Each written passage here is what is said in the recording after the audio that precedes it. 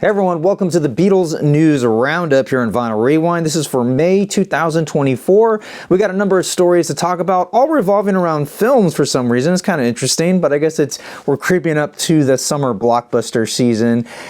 First up, we have the news that Let It Be has finally been released. I checked it out. Have you checked it out? I thought it was fantastic. It really does justice to this film that has kind of languished in the back corner.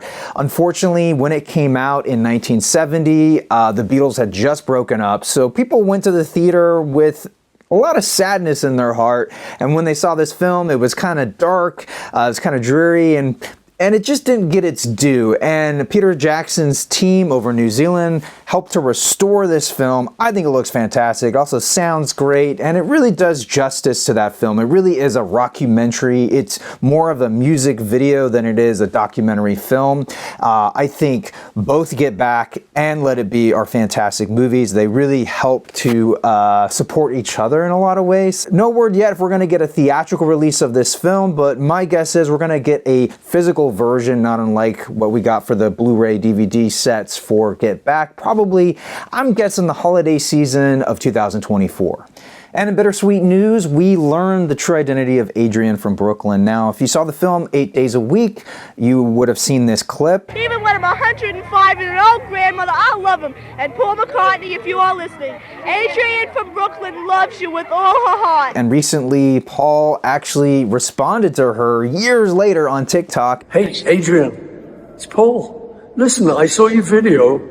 I'm in Brooklyn now. I'm in New York. I finally got here. We've got an exhibition, photo exhibition. Come along and see it. But sadly, we learned that she is no longer with us. Her children were able to identify her to pretty much without a doubt. 99% sure this is their mom. And she passed away in 1992 from cancer.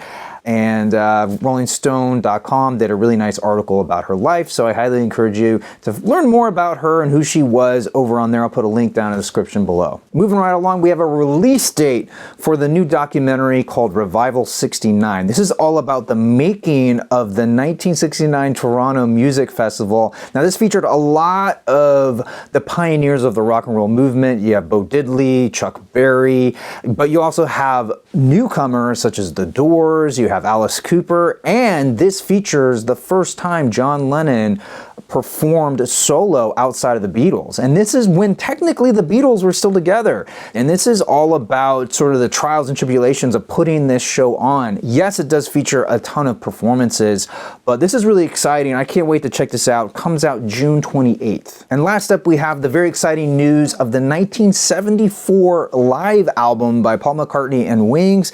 It's been bootlegged a ton, but One Hand Clapping is finally coming out. This is highly anticipated because this is the band on the run. This is the band kind of at their height. They had a number of hit singles on the charts, and they came into Abbey Road Studios with the idea of making a live album that for whatever reason got shelved, and they did film this, and you can find the clips online as well as you can find the complete film on the Band on the Run archive box set that came out in 2010, but this is purely the music. The double LP also comes with a bonus 7-inch. It does feature previously unreleased tracks, so this is very exciting. The physical release comes out on June 14th, and it features the original artwork design for the project, including a TV sales brochure for the unreleased film at the time, and it's the first time the audio for the film plus several additional songs recorded off camera will be officially released. I'm personally really excited for the 7-inch, which includes a new version of Blackbird as well as 20 Flight Rock, one of my favorite songs ever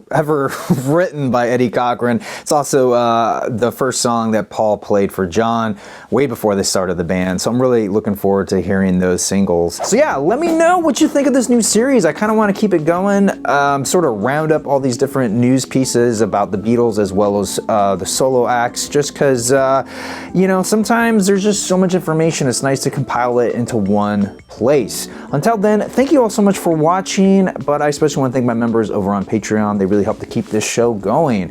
I'm your Vinyl Geek, and I'll catch you on the flip side.